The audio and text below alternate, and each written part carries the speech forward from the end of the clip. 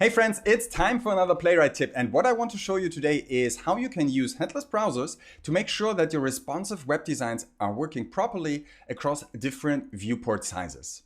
So what you see here is a quick Playwright script that requires Chromium, spins up a new browser, goes to checklihq.com and takes a screenshot. And I already ran that. You will see that this screenshot here now is a default kind of desktop configuration. How could we change this? We can go here into the new page call and we can add some viewport configuration.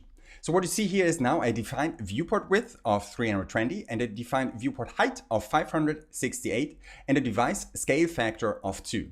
This emulates the characteristics of an iPhone SE.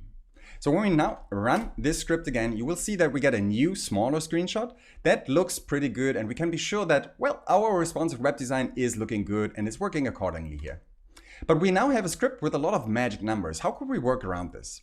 And what's cool is that Playwright provides also a device configuration kind of object included in the Playwright package. So what we can do here now is we can go here and we can access the iPhone SE configuration from this devices object. We will log it out just to show you what's in there. And then we can take the properties of this iPhone configuration and we can spread it into this new page that will be created. So when we now run the script, you see that Playwright is providing us with a bunch of configuration like viewport, device scale factor, user agent, and it's all included in the Playwright package itself.